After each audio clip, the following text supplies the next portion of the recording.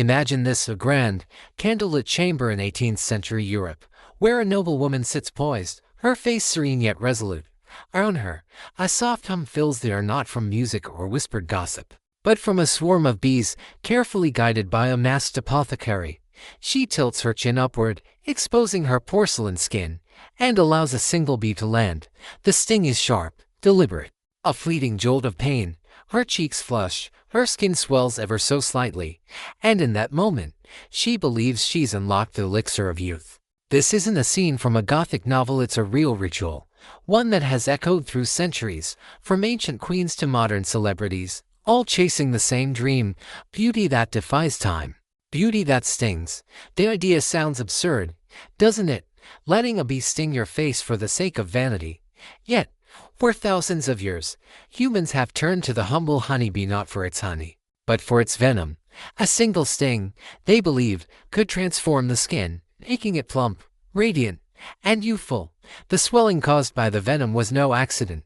It was the goal. A controlled puffiness that mimicked the flush of youth, smoothed fine lines, and gave the face a coveted glow. From ancient Egypt to the red carpets of Hollywood, the allure of bee venom has persisted, shape-shifting through time, but never losing its sting. Today, you don't need to brave a buzzing swarm to harness this power. Walk into any high-end beauty store, and you'll find shelves lined with bee venom creams, serums, and masks, their sleek packaging promising miracles. Celebrities like Gwyneth Paltrow and Kate Middleton have sung their praises, while social media influencers flaunt bee-stung lips, plump and glossy, as the ultimate beauty hack. Even TikTok has joined the frenzy, with videos of DIY venom treatments racking up millions of views. But this isn't just a modern fad, it's a story that stretches back millennia, woven into the fabric of human obsession with beauty. The fascination began long before Instagram filters or luxury skincare lines. It started with queens and philosophers, with alchemists and healers, all captivated by the paradox of the bee. A creature so small, so dangerous, yet so potent. How did this tiny insect, armed with a stinger, become a symbol of eternal youth? Why have we, across cultures and eras, willingly embraced its pain in the name of beauty? To understand this, we must travel back to the cradle of civilization, where the first whispers of this strange ritual were born. But to uncover the roots of this obsession, we must journey to ancient Egypt and Greece, where queens and scholars first dared to dance with the bees. What did Cleopatra and the father of medicine have in common? They both believed in the power of a bee's sting. In the sun-drenched palaces of ancient Egypt, Cleopatra, the queen whose beauty was said to rival the gods, didn't rely solely on milk baths or gold-dusted oils. Hidden within her legendary beauty regimen was a secret far less glamorous but infinitely more daring: bees. Ancient papyri, etched with hieroglyphs, describe her personal spa where attendants would carefully apply live bees to her skin. The stings, though painful, were precise, targeting her cheeks and lips to create a subtle swelling that enhanced her allure. For Cleopatra, beauty wasn't just about aesthetics, it was power, a weapon to command loyalty and awe. And in the sting of a bee, she found a tool as sharp as her ambition. Across the Mediterranean and ancient Greece, the revered physician Hippocrates, often called the father of medicine, was equally captivated. In his meticulous writings, he noted the curious effects of bee venom on the human body. The sting of the bee, he wrote, awakens the blood, stirs the skin, and renews the flesh. He observed that venom, when applied in small doses, could stimulate blood flow, reduce inflammation, and even promote the regeneration of skin cells. For Hippocrates, bee venom wasn't just a beauty trick, it was a medical marvel, a natural remedy for ailments ranging from arthritis to dull complexions. His words laid the foundation for apitherapy, the use of bee products for healing, a practice that would ripple through history. But why bees? Why would ancient civilizations, surrounded by an abundance of herbs, minerals, and exotic oils, turn to something as perilous as a bee's sting? To understand this, we must look at the science behind the sensation. Bee venom contains melittin, a powerful peptide that triggers a localized inflammatory response. When a bee stings, the venom causes blood vessels to dilate, flooding the area with oxygen-rich blood. The result: a temporary puffiness that plumps the skin, smooths wrinkles, and gives the face a youthful flush. For the ancients, this wasn't just cosmetic, it was transformative. a way to mimic the vitality of youth in a world where aging was a visible vulnerability. Yet, the pursuit of beauty in ancient times was rarely without sacrifice. Both Egypt and Greece embraced rituals that blurred the line between pain and perfection. Women would scrub their skin with abrasive pumice stones, endure chemical peels made from toxic minerals, or even shave their heads to wear elaborate wigs. In this context, a bee sting was just another form of disciplined suffering, a small price to pay for divine radiance. The bee, with its dual nature, creator of sweet honey and wielder of a painful sting, became a symbol of beauty's paradox: no reward without risk, no glory without grit. Cleopatra's attendants and Hippocrates' patients weren't alone in their fascination. The practice of using bee venom spread across ancient cultures, from the Nile to the Aegean, each adapting it to their own ideals of beauty. In Egypt, it was about divine perfection. In Greece, it was about vitality and health. But as centuries passed, the bee's sting would take on new meanings, evolving from a healer's remedy to a status symbol for Europe's elite. The stage was set for a renaissance not of art or science, but of beauty born from pain. But the bees weren't done with us yet. What drove Europe's elite to risk their lives for a bee's sting? The answer lies in a single word: prestige. Step into the opulent courts of Renaissance Europe, where the air is thick with the scent of rosewater and ambition. It's the 16th century, and beauty is no longer just a personal pursuit, it's a currency of power, a badge of status among the nobility of Italy, France, and England. In grand salons adorned with velvet and gold, whispers circulate about a secret elixir, one that promises to restore youth and radiance to those daring enough to embrace it. That elixir, the sting of a bee. From Venetian palazzos to Persian chateaux, the elite are lining up to let bees dance across their skin, their faces swelling with the promise of rejuvenation. For them, beauty isn't just skin deep, it's a performance, a declaration of wealth and courage. Historical records from the period paint a vivid picture. A 1587 diary entry from a French countess, Madame de Lavaux, describes her experience. The sting of the bee is the sting of youth. Each prick is a reminder that beauty demands sacrifice. Her words capture the era's obsession with defying time. In a world where smallpox scars and early aging were common, a smooth, plump complexion was a rare and coveted treasure. Bee venom, with its ability to create a controlled swelling that mimicked youthful vitality, became the ultimate status symbol. To endure the sting was to prove one's fortitude. To wear the resulting glow was to wear a crown. The Renaissance saw the birth of makeshift bee spas, secretive chambers where apothecaries, often cloaked in mystique, would orchestrate these rituals. Live bees, carefully handled with gloved hands, were placed on the cheeks, lips, or even the delicate skin around the eyes. The process was as much theater as it was treatment, with nobles watching each other endure the pain, their gasps and flinches a testament to their devotion. These sessions were exclusive, reserved for those who could afford the risk and the bees. Beekeepers, once humble farmers, found themselves elevated to near alchemical status, their hives a source of both fascination and fear. But this pursuit of beauty came at a cost. The venom's effects were unpredictable. While some emerged with radiant, youthful skin, others faced dire consequences. Allergic reactions, though poorly understood at the time, could lead to severe swelling, breathing difficulties, or, in rare cases, death. A 1592 court record from Florence recounts the tragic fate of a young duchess who, after a bee sting treatment, succumbed to what we now know as anaphylactic shock. Yet, even these dangers did little to deter the elite.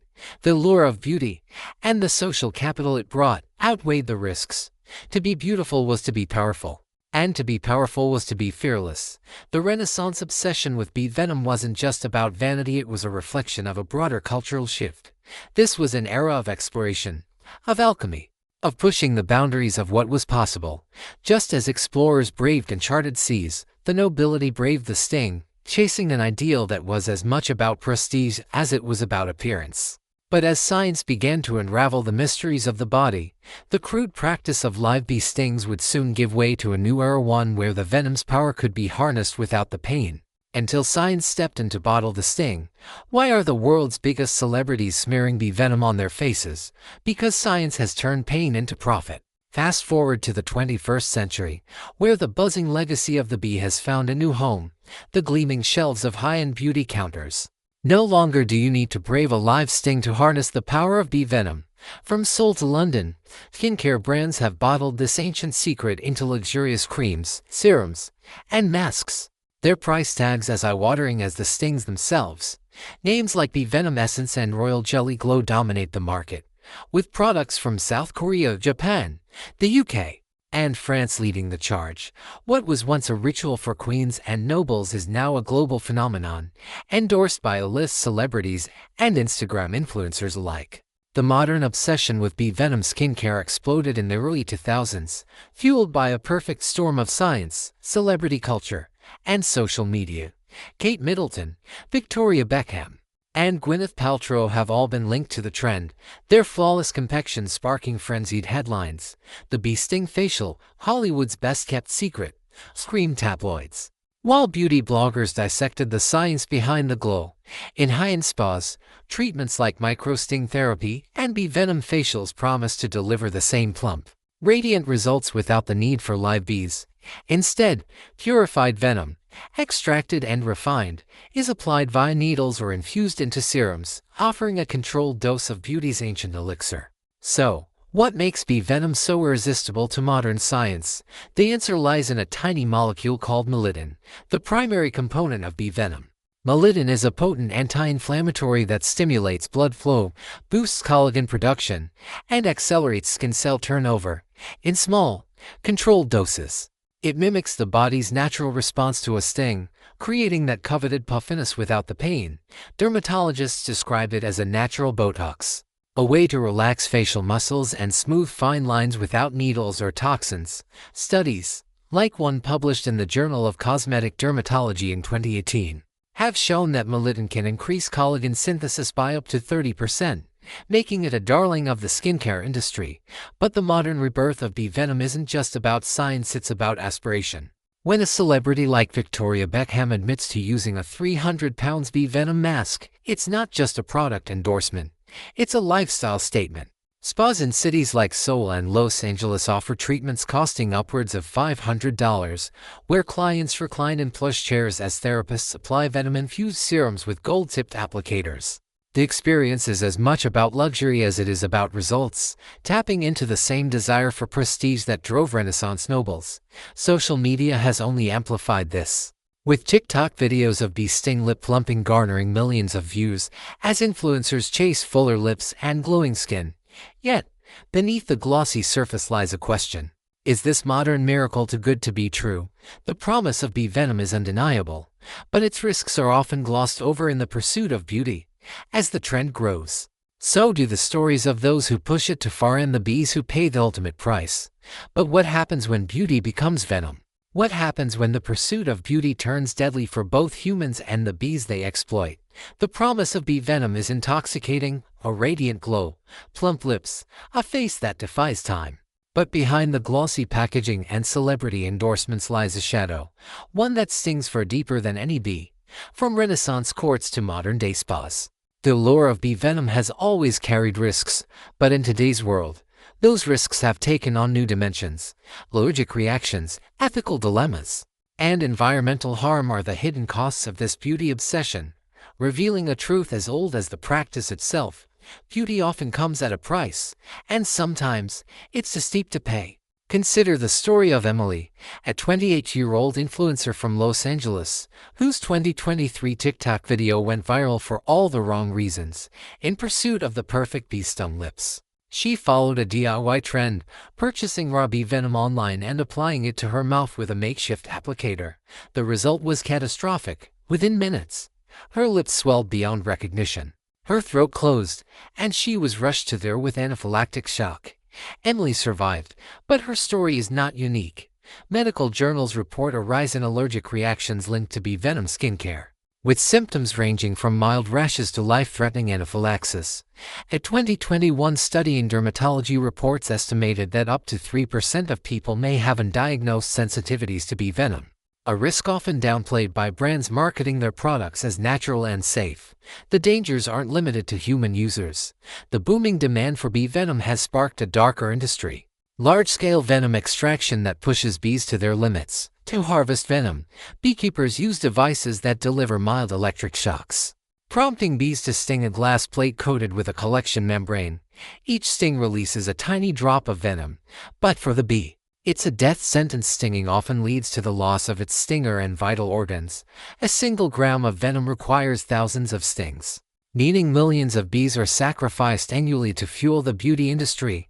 In regions like South Korea and New Zealand, where venom production is a growing market, reports have surfaced of unethical practices, overcrowded hives, malnourished colonies, and mass bee deaths. Environmentalists warn that this exploitation could further strain bee populations already decimated by pesticides and climate change.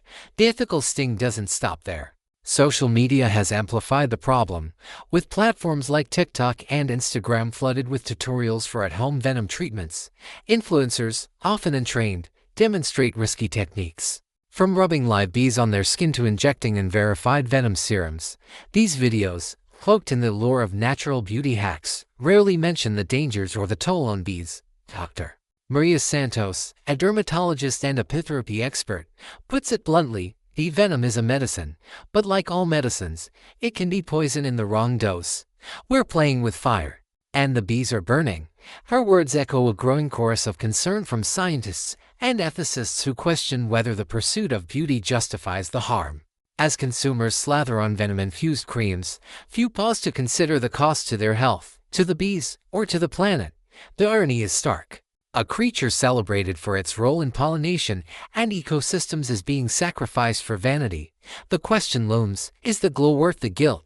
As the world grapples with this dilemma, the story of bee venom takes us to its final chapter, where beauty and danger collide in a timeless dance. So why do we still crave the sting? From Cleopatra to Gen Z. Why does beauty always seem to demand a sacrifice? The story of bee venom is a tapestry woven across millennia, its threads connecting ancient queens to modern influencers, each drawn to the same seductive promise: beauty born from pain. From Cleopatra's Nile side spa to the Renaissance courts, from high-tech labs in Seoul to TikTok tutorials, the bee has been both muse and martyr in humanity's quest for perfection. But what is it about this tiny creature and its potent sting that keeps us coming back, generation after generation? The answer lies not just in science, but in the psychology of desire, where danger and allure are forever entwined. At its core, the fascination with bee venom reflects a universal truth. Beauty is a story we tell ourselves, a narrative of transformation and control. Psychologists call it the effort justification phenomenon. We value what costs us dearly, whether it's the pain of a sting or the price of a luxury serum. In ancient Egypt, Cleopatra endured the sting to embody divine radiance. In the Renaissance, nobles braved it to prove their status.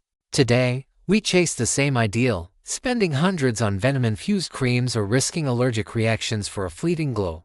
The pain, it seems, makes the reward sweeter. It's why trends like bee sting lip plumping thrive on social media, because the act of enduring discomfort feels like a badge of commitment to beauty. The bee itself is a potent symbol in this saga. Across cultures, it represents creation, sacrifice, and rebirth.